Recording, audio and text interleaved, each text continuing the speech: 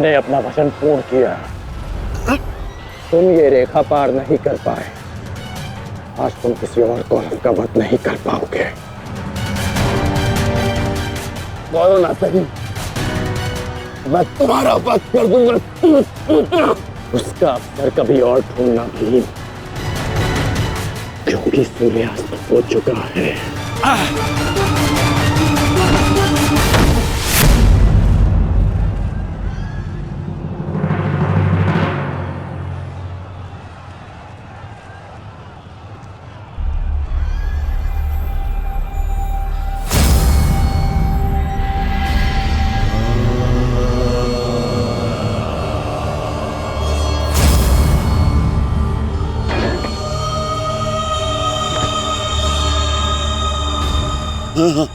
अनुज, मुझसे बात करो। तुम्हारा चेष्टा है, उत्तर दो से।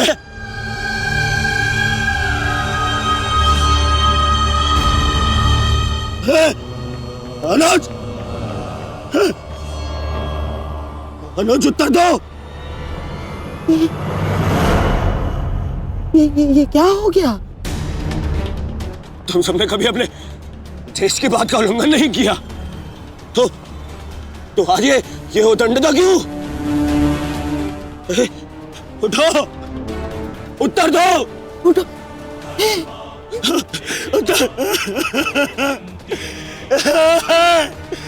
बात करो मुझसे।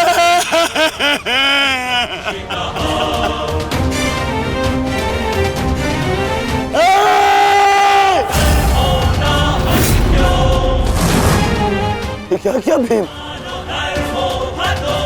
ये क्या किया तुमने? केवल कहने को ज्येष्ठ भ्राता था मैं पिता से अधिक इन्होंने मुझे सम्मान दिया है। ये चाहते थे कि अपने कंधे पर उठाकर मुझे सम्राट के सिंहासन तक लेके जाएंगे। बस तुमने मुझे विवश कर दिया। मैं इनकी अर्थी को कंधा दूं।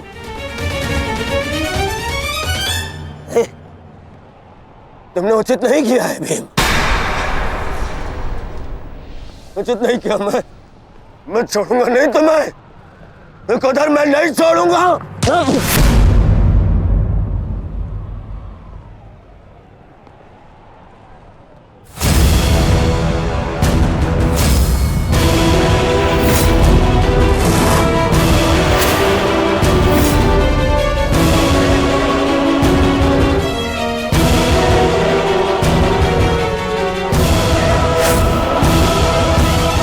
शांत युवराज, युद्ध के नियम के अनुसार आज का युद्ध संपन्न हुआ और इस समय प्रहार करना वर्जित है।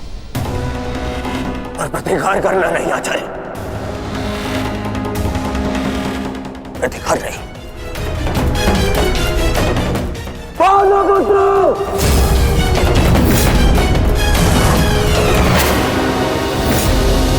अपने इन 5 भाइयों के निर्मम हत्या का प्रतिशोध लूंगा मैं। किसी एक को भी जीवित नहीं छोड़ूंगा मैं, ये मेरा वचन है। मेरी प्रतिज्ञा मत भूलो दुर्योधन।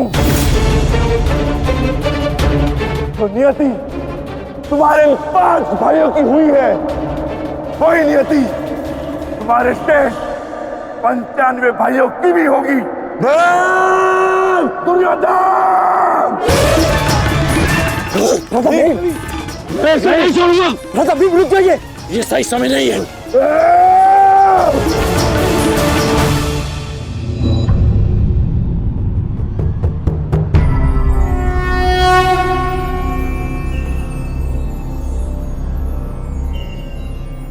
श्रेष्ठ यही होगा कि दोनों पक्ष अपने नियमों को स्मरण रखें। सूर्यास्त हो चुका है और उसके साथ ये युद्ध भी समाप्त हो चुका है।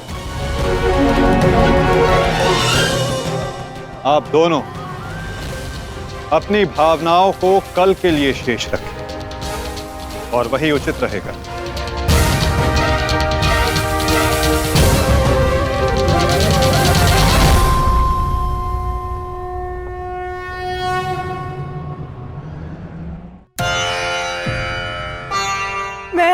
पुनः लौटा रही हूँ महादेव।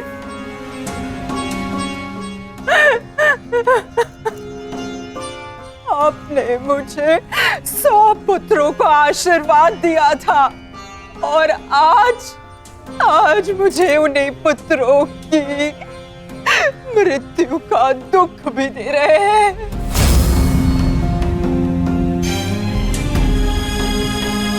विलाप ना करो गांधारी। युद्ध में मृत्यु होना निश्चित है। कभी स्वयं के पक्ष के योद्धाओं की और कभी विरोधी पक्ष की। ईश्वर को दोष मत दो। ईश्वर का धन्यवाद करो कि तुम्हारे पुत्रों को वीर गति प्राप्त हुई है। आपके मन को समझाने के लिए ये तर्क पर्याप्त हो सकता है आर्य, परंतु मैं क्या करूं? मैं तो एक माता हूं ना। मेरे तप के बदले महादेव ने मुझे ये आशीर्वाद दिया था, तो फिर ये मेरे तप का फल मुझसे कैसे छीन सकते हैं? कैसे आर्य? पूछिए इनसे, इन्होंने ये अनर्थ क्यों होने दिया? जो पहले मुस्कान दी तो फिर बाद में आंखों में अश्रु भर दिए। ऐसे ईश्वर नहीं चाहिए मुझे, नहीं चाहिए। दासी, तुम इस शिवलिंग को इस कक्ष से, इस महल से बाहर कर दो। मुझे नहीं चाहिए कोई प्रभु, कोई मंदिर, किसी चीज की आवश्यकता नहीं है मुझे। तुम्हें जो उचित लगे तुम वो करोगा। मैं वो करूंगा जो मुझे आवश्यक लगता है। रथ सज्ज करो संजय। मैं इसी क्षण कुरुक्षेत्र जाऊंगा।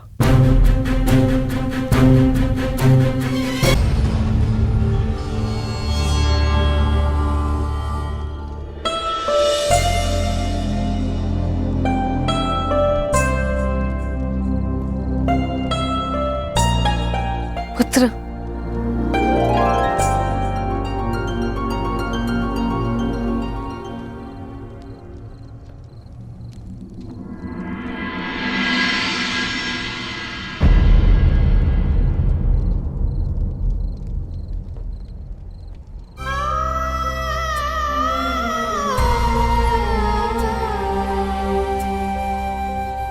युद्ध में योद्धा को घाव लगना सामान्य बात है।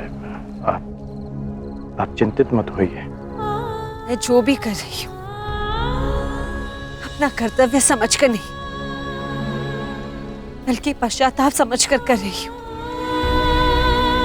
एक पुत्र को खोने का कष्ट, उसकी पीड़ा एक माता ही समझ सकती है। मैं भी एक माता हूं, परंतु दुर्भाग्य से इस अनर्थ को रोकने में सक्षम नहीं हूं। इसलिए लेप लगा रही हूं अपने मन के घाव को, थोड़ी शीतलता देने का प्रयास कर रही हूं। पुत्र, तुम दुर्योधन के पास जाओ। इस समय उसे अपने मित्र की सबसे अधिक आवश्यकता है।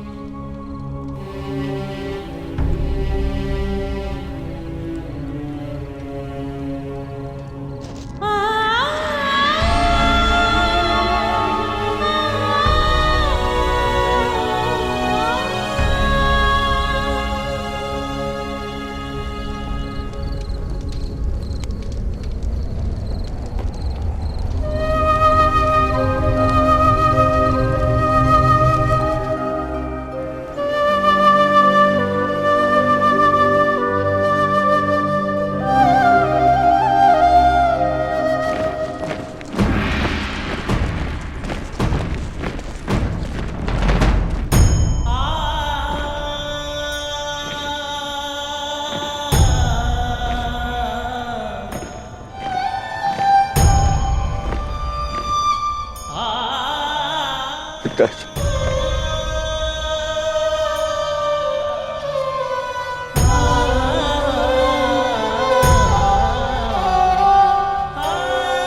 पिताजी, ये मौन रहो और इस अंतिम संस्कार की विधि को रोको।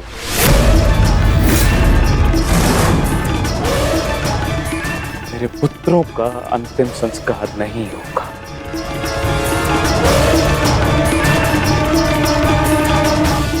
महाराज, ये कैसा अनर्थ करने जा रहे हैं आप?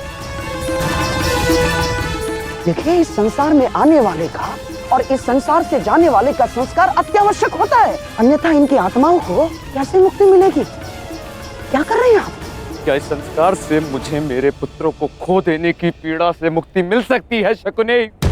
क्या इस संस्कार से उस दहल पर लगे चिन्ह जो महारानी गांधारी के शरीर पर आज भी है, क्या वो मिट सकते हैं?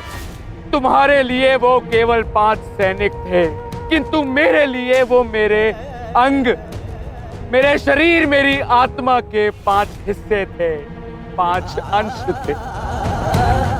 आज मैंने अपनी आत्मा के वो 5 अंश भी खो दिए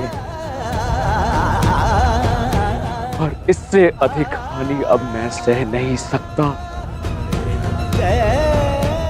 मैं वर्तमान नहीं देख सकता, परंतु भविष्य देखने की क्षमता आ गई है मुझ में।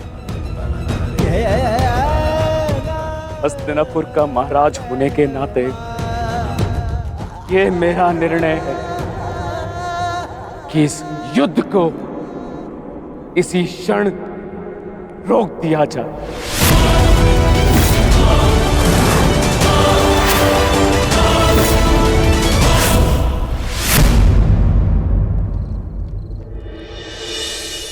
पिताश्री,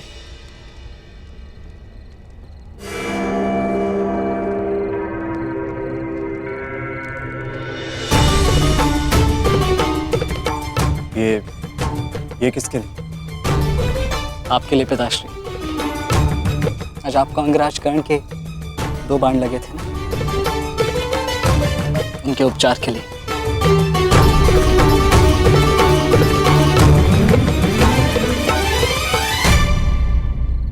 मुझसे अधिक घाव तो तुम्हें लगे हैं पुत्र। मैंने सुना तुम्हारे और दुर्योधन के मध्य हुए द्वंद्व के विषय में।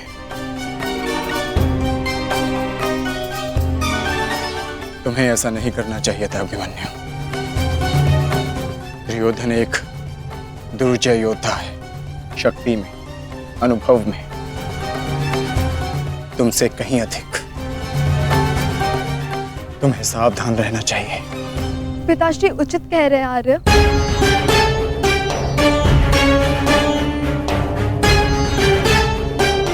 किंतु एक योद्धा के लिए ये विचार सुनना और स्वीकार करना दोनों ही अनुचित है, और छिपकर 2 योद्धाओं की बातें सुनना भी अनुचित है उत्तरा। इसलिए यहाँ आओ।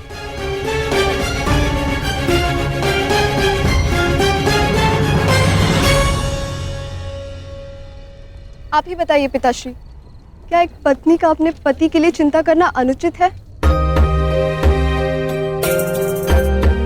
आप कहते हैं तो ये मान जाते हैं, और मैं कहूं तो ये मुझ पे बरस पड़ते हैं।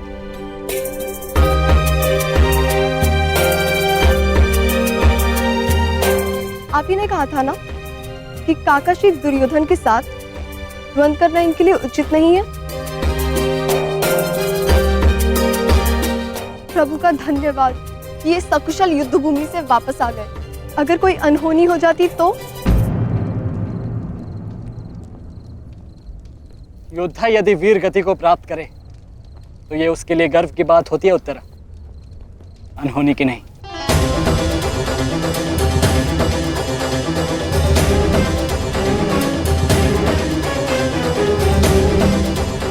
मुझे तुम्हारे साहस और कौशल पर गर्व है पुत्र,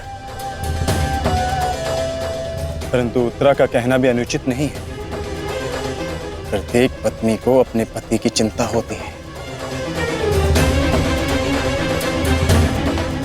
सुमित्रा केवल तुम्हें सुरक्षित देखना चाहती है पुत्र। और मैं हस्तिनापुर के मधांध युवराज का अहंकार तोड़ना चाहता हूं पिताश्री। जब भी रणभूमि में मेरी दृष्टि उन पर पड़ती है तो मेरे कानों में माता द्रौपदी की करुण पुकार गूंजने लगती है और फिर मैं स्वयं को रोक नहीं पाता। तो आप दोनों पूर्णतः निश्चिंत रहिए।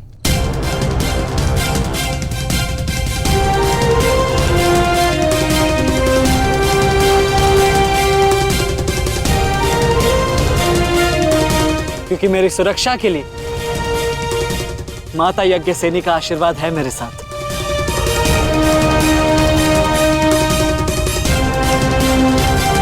और जब तक ये मेरे साथ है मुझे कुछ नहीं हो सकता।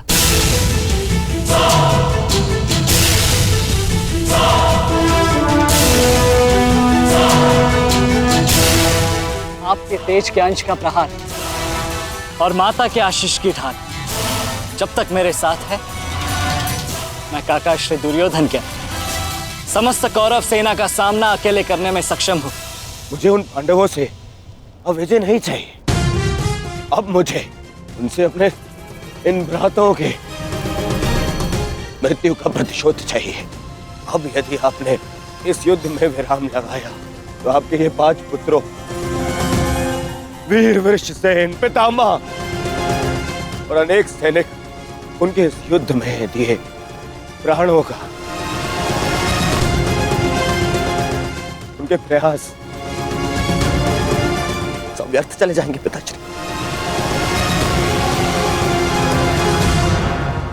ऐसा मत कीजिए पिताश्री। रक्त के बदले रक्त लूंगा मैं।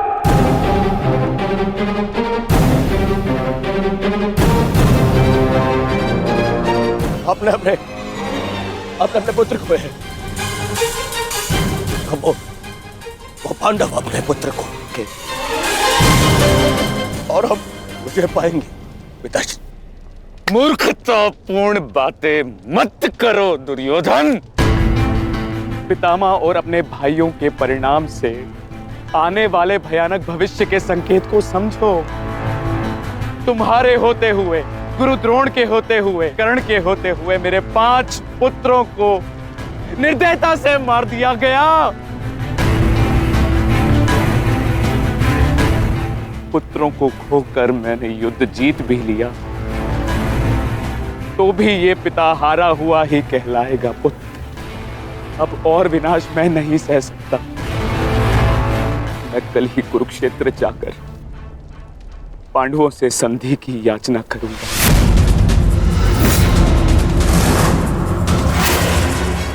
पांडवों से अपने पुत्रों के प्राणों की रक्षा की याचना करूंगा मैं, क्योंकि केवल यही एक मार्ग शेष है। मुझे इस युद्ध भूमि, इस युद्ध से दूर रखने का एक और उपाय है पिताश्री।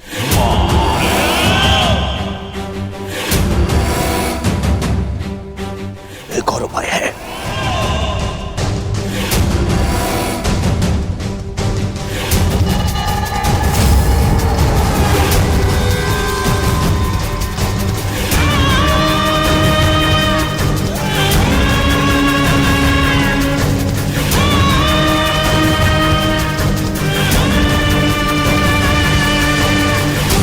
और उपाय ये है कि आप इसी शर्त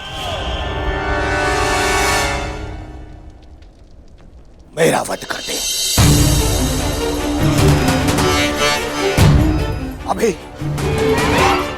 मेरे प्राण हर ले, क्योंकि मैं ना संधि करूंगा और ना ही याचना करूंगा उन पांडवों के समक्ष।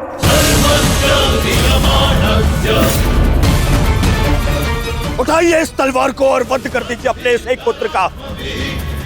अपने इस एक पुत्र का वध करके बचा लीजिए अपने शेष 94 पुत्र। 94 पुत्र।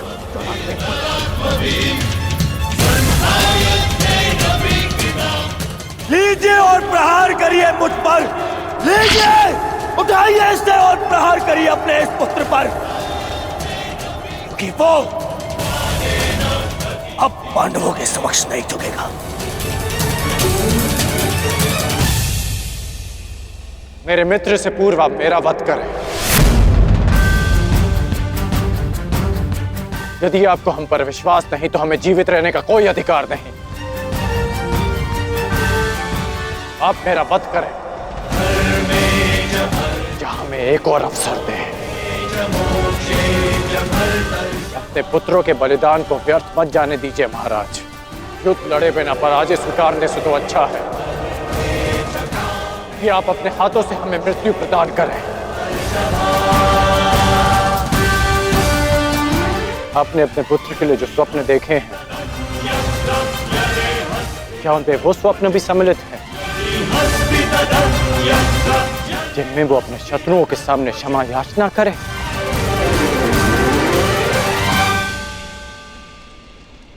जिसके शीश पर आप सदा सम्राट का मुकुट देखना चाहते हैं, क्या उसके पैरों में बेड़ियां देख पाएंगे आप? यदि हां, तो आप मुझे मृत्यु प्रदान करें,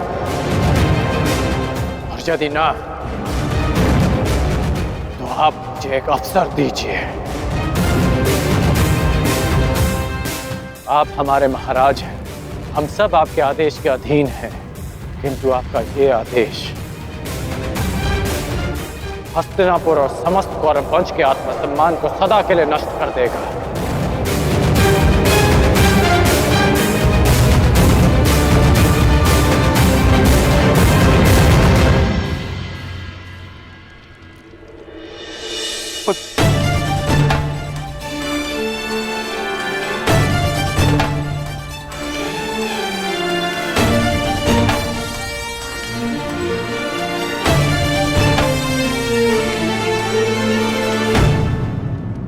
मैं क्या करूं पुत्र? एक पिता के लिए अपने पुत्र की अर्थी का बोझ इस जीवन का सबसे बड़ा बोझ होता है पुत्र, परंतु मुझसे ये बोझ सहन नहीं होगा। विश्वास कीजिए पिताश्री, अभी बोझ हम नहीं, अब वो पांडव उठाएंगे।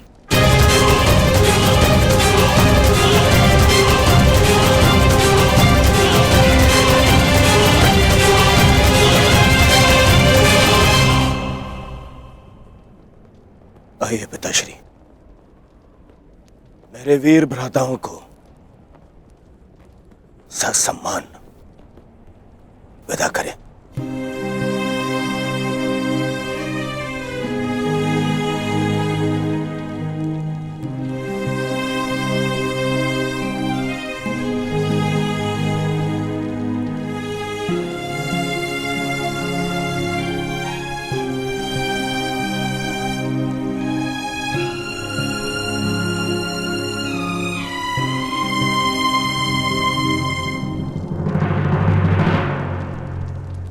कौन कल के लिए हमारी क्या रणनीति है? कल की रणनीति तो स्पष्ट है। आज मैंने उन 5 कौरवों का वध किया, कल और 25 का अंत कर दूंगा। मैं आज ही उन 100 कौरवों का वध कर देता, किंतु वो सूत पुत्र कर्ण बीच में ना आया होता। कर्ण की चिंता मुझ पर छोड़ दीजिए भ्राता भीम। आज तो वो वन छोड़कर निकल गए, किंतु कल उसे भागने का अवसर नहीं दूंगा मैं, और कौरवों की सहायता के लिए नहीं जाने दूंगा।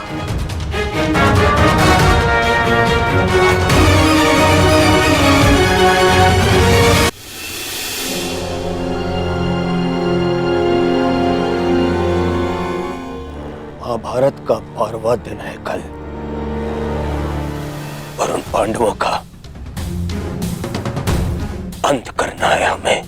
समस्या 5 भाइयों की नहीं दुर्योधन, केवल अर्जुन और भीम की है। उन्हें रोकने के लिए हमें एक योजना की आवश्यकता है। उस भीम को आप मुझ पे छोड़ दीजिए। अपने भाइयों की मृत्यु के मैं स्वयं प्रतिशोध लूंगा। और अर्जुन को रोकेगा कर्ण। गुरु द्रोण अर्जुन के लिए पर्याप्त है मेरे होने वाले सम्राट। अर्जुन मेरा लक्ष्य है, उसे रोकने में मैं सक्षम हूं।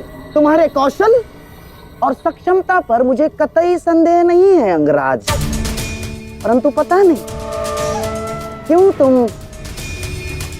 उसका उपयोग नहीं कर पा रहे हो। नहीं तो आज युद्ध के आरंभ में ही वास्तविक शक्ति का उपयोग करके तुम अर्जुन का अंत कर सकते थे कर्ण, परंतु तुमने ऐसा नहीं किया। आपको तो कुशलता दिखानी थी, परंतु स्मरण रहे ये समय कुशलता दिखाने का नहीं है अंगराज।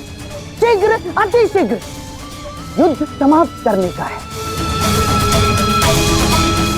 और यदि तुमने आज ऐसा किया होता अंगराज कर्ण, तो आज 5 कौरवों की नहीं 5 पांडवों की चिता जल रही होती। मामाजी, कर्ण को कब कौन सा अस्त्र चलाना है ये निर्णय उस पर छोड़ दीजिए। आज हम सब ने कर्ण का कौशल देखा है। मेरे अन्य भ्राता आज सुरक्षित हैं तो वो कर्ण के कारण। अरे परंतु का समय नहीं है मामाजी, और न ही आरोप प्रत्यारोप का।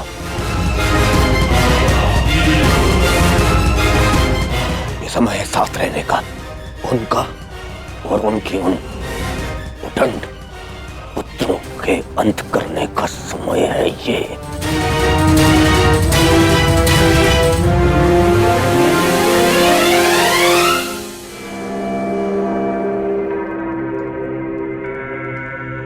क्या हुआ माधव? आप इतने अशांत प्रतीत क्यों हो रहे?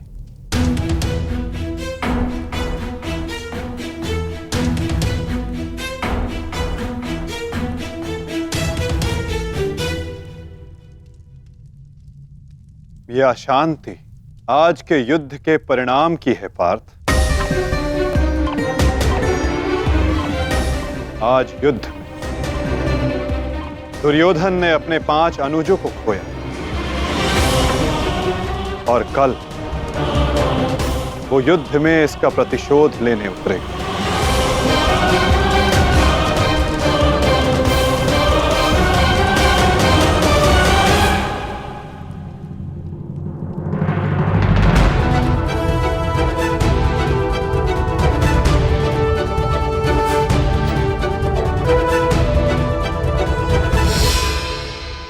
आचार्य की व्यूह रचना तुम सुन चुके हो मित्र,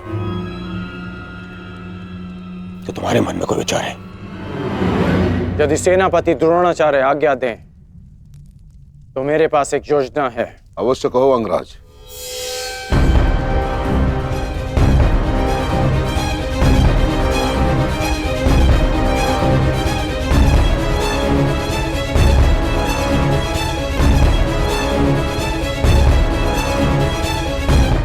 अद्भुत कर्ण, अब उन पांडवों का विनाश निश्चित है। अब उन पांडवों से मैं अपने भ्राताओं की मृत्यु का प्रतिशोध अवश्य लूंगा। कल दुर्योधन युद्ध में क्रोध में अपना प्रतिशोध पूर्ण करना चाहेगा और अंगराज कर्ण कल इस युद्ध को समाप्त करना चाहेंगे और उनका लक्ष्य होंगे धर्मराज युधिष्ठिर।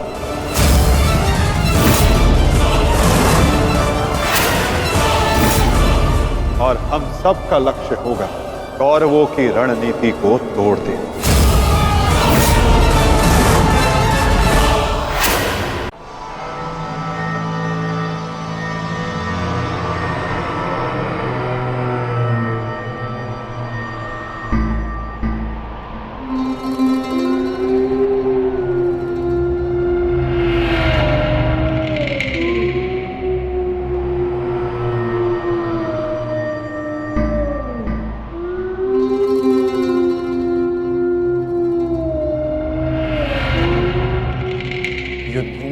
का रुदन शुभ संकेत नहीं है माधव।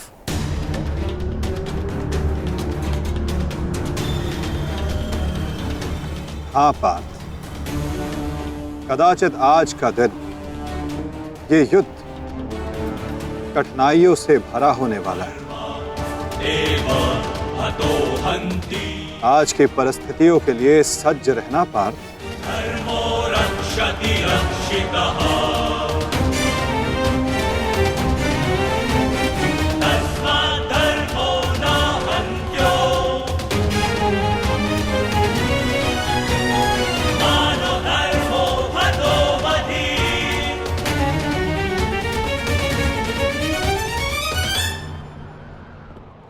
अपनी रणनीति बनाने से पूर्व हमारे लिए शत्रु का मन जान लेना, उसकी रणनीति जानना हमारे लिए आवश्यक है।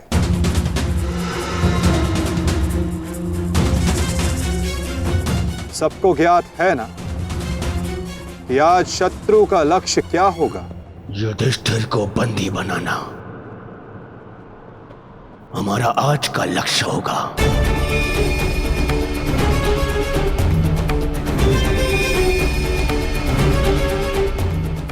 युधिष्ठिर को बंदी बनाकर मुझे इस युद्ध को यही समाप्त करना है।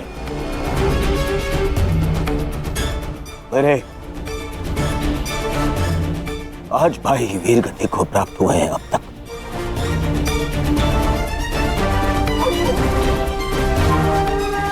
श्रद्धांजलि श्रद्धांजलि देनी है मुझे उन्हें।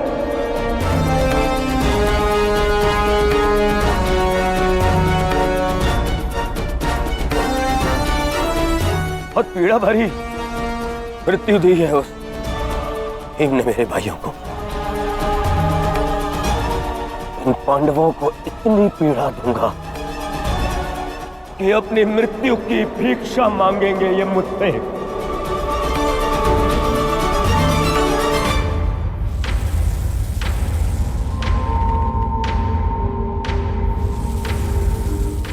मित्रगण, वचन दो मुझे, आज चाहे जो भी तुम्हारे मार्ग में आ जाए तुम उस पर दया नहीं दिखाओगे। आज चाहे जो कोई भी आ जाए तुम अपना सबसे तीव्र प्रहार उस पर करोगे। वचन दो मुझे मित्र। तुम्हारा आदेश मेरा वचन है मित्र। आज शत्रु कर्ण का एक भिन्न रूप देखेंगे।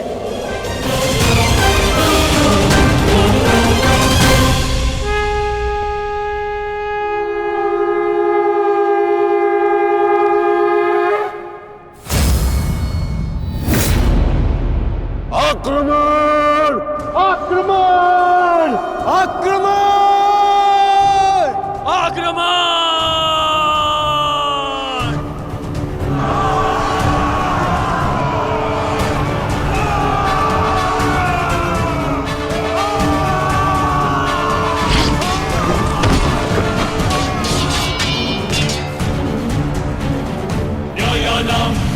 उनका अस्त्र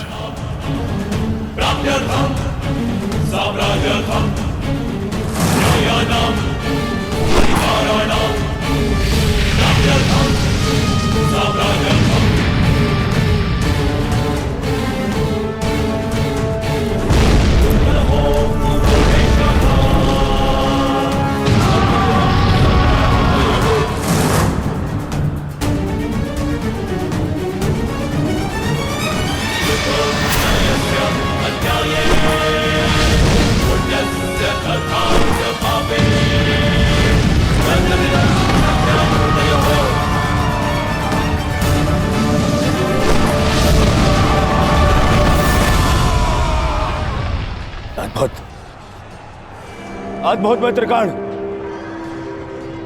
अद्भुत। अपना मार्ग ज्ञात है ना सभी को?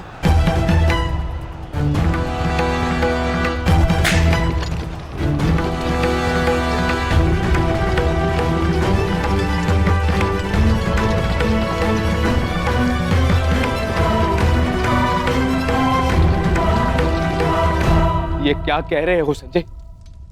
युधिष्ठिर सेना के पिछले भाग की ओर बढ़ रहा है।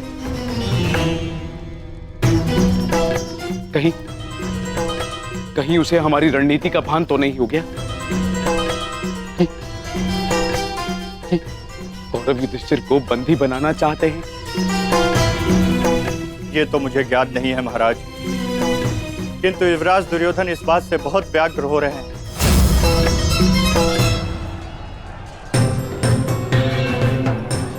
अवश्य इन पांडवों को हमारी रणनीति का ज्ञात है, इसीलिए भीम एक और हमारी सेना को भ्रमित कर रहा है और युधिष्ठिर पीछे जा रहा है। मित्रगण, तुम जाओ, युधिष्ठिर के पीछे तुम जाओ और जाके उसे बंदी बनाओ। युधिष्ठिर को बंदी बनाना हमारे लिए बहुत आवश्यक है।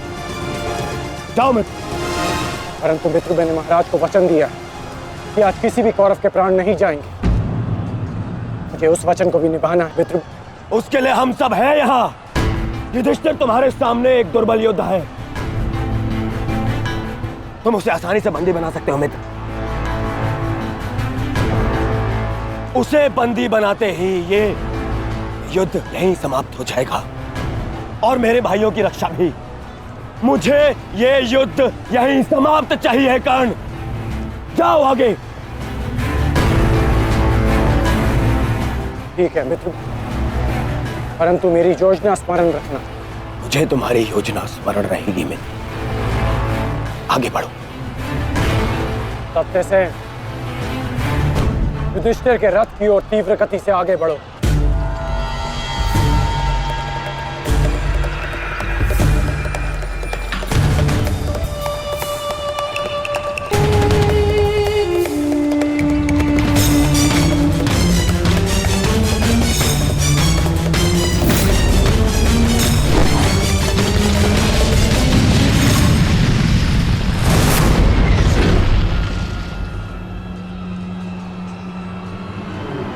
योद्धा शत्रु की ओर आगे बढ़ता है, उससे पीछे नहीं भागता। मैं तुम्हें युद्ध का आह्वान देता हूं कौन्तेय।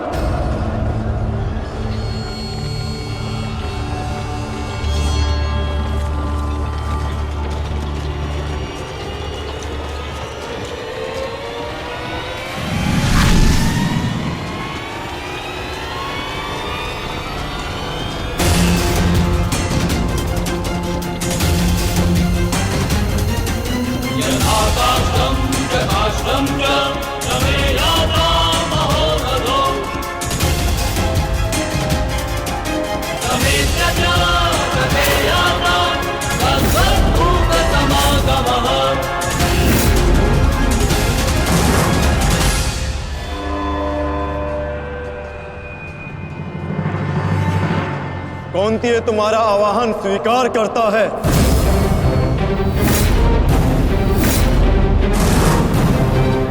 कल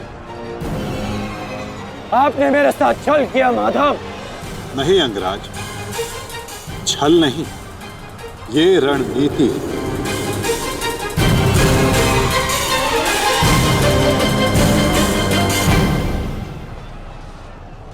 ये युधिष्ठिर का रथ है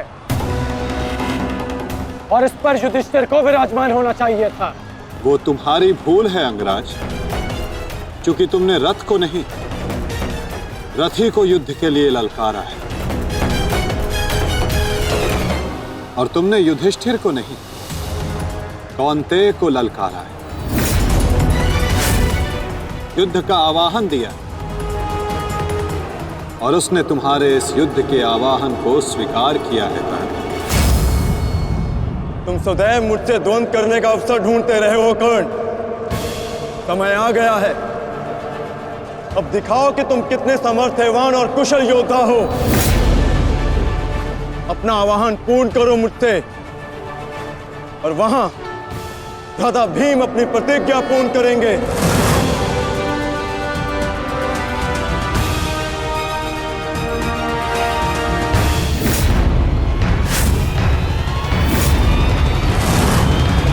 आज मैं 95 कौरवों का अंत कर दूंगा। पांचाली को दिया हुआ वचन और कुरु सभा में ली हुई प्रतिज्ञा आज दोनों ही पूर्ण हो जाएंगे। तुम आगे बढ़ो भीम, तुम्हारे मार्ग की बाधा हम दूर करते हैं, आगे बढ़ो।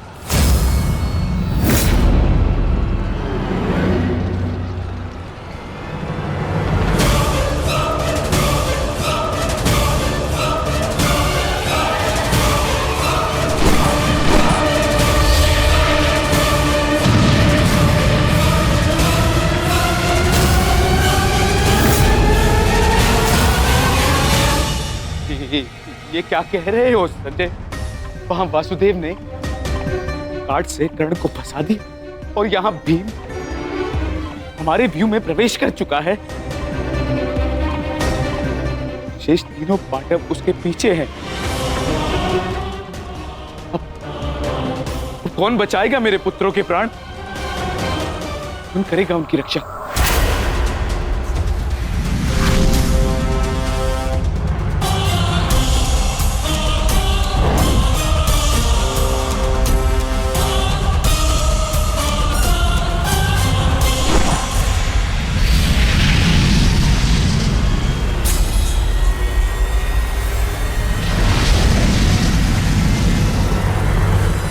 कर्ण का संकेत है।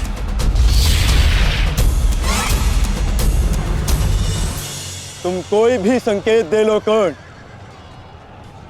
तुम्हारी सहायता के लिए यहां कोई नहीं आ पाएगा और ना ही मैं तुम्हें कौरवों की रक्षा करने के लिए यहां से जाने दूंगा। कौन कहता है कि मैं रक्षा के लिए संकेत दे रहा हूं? माधव भले ही तुम्हारे सारथी हैं, किंतु इनकी नीति मैं तुमसे अधिक पहचानता हूं। तुमने भले ही माधव की सहायता से मुझे युद्ध क्षेत्र से अलग कर दिया, किंतु मेरी रणनीति को विफल नहीं कर पाओगे अर्जुन।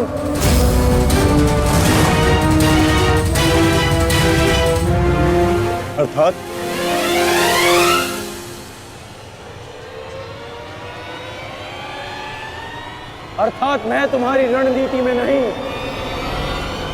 तुम मेरी रणनीति में फंसे हो अर्जुन। तुमने मुझे कौरवों से अलग नहीं किया, बल्कि मैंने तुम्हें पांडवों की सहायता से विमुख कर डाला।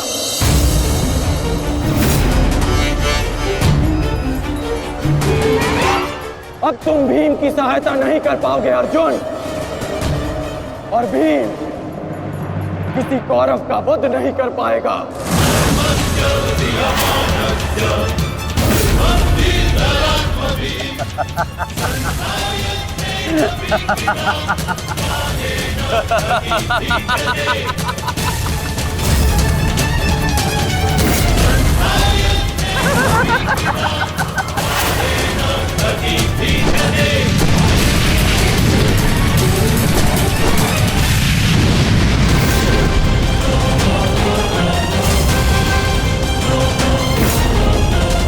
हमारा काल बनकर आए थे मूर्ख भीम, परंतु आज तुम स्वयं अपने काल के जाल में फंस गए। प्रिय भ्राता भीम, अकेले ही 100 कौरवों का वध करने की शपथ ली है ना तुमने? तो अब देखते हैं कि इस शपथ को पूर्ण करने का सामर्थ्य तुम्हें है भी या नहीं। प्रतिज्ञा पूर्ण करना चाहते थे ना गदाधारी? इस प्रतिज्ञा को पूर्ण करने के लिए तुम्हें अब अगला जन्म लेना होगा, क्योंकि इस जन्म में तुम्हें मरना होगा गदाधारी।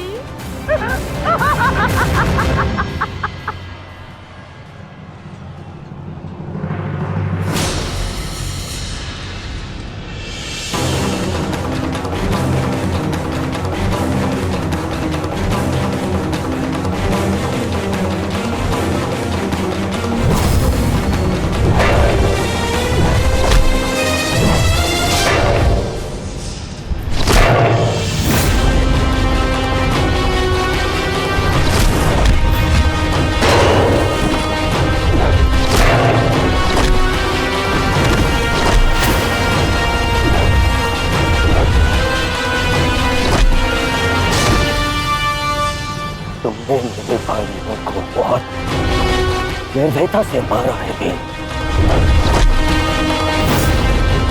आज मैं तुम्हारे नाम से उनका तर्पण करूंगा।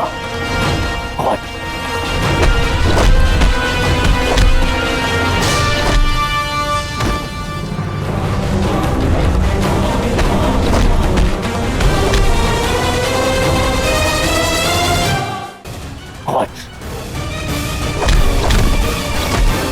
भीम, आज मैं अपने भ्राताओं की मृत्यु का प्रतिशोध लेकर रहूंगा।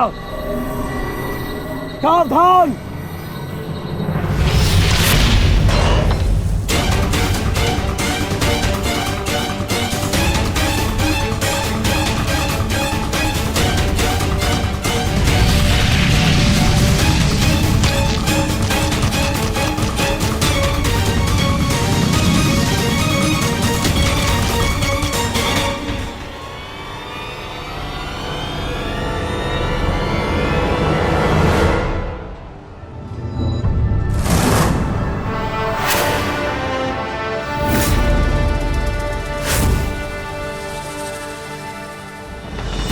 आपका प्रतिशोध पूर्ण हो ना हो, परंतु मेरा प्रतिकार आज अवश्य पूर्ण होगा।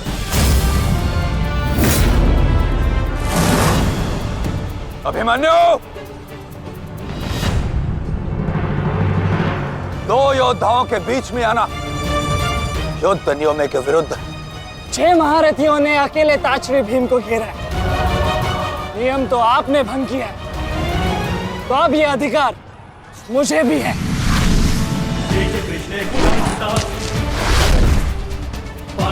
अभिमन्यु! चक्रबंधास्त्र।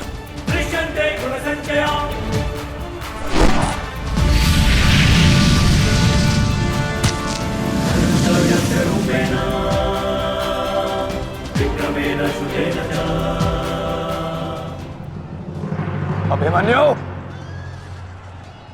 तुम भूल रहे हो,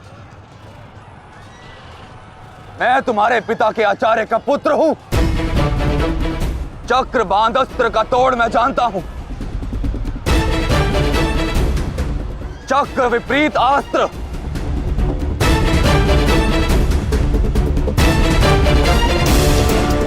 भूल तो आप रहे हैं महारथी। विपरीत अस्त्र तभी कार्य करता है जब युद्ध नीति गत हो। एक योद्धा पर आप सभी ने आक्रमण कर युद्ध नीति भंग की।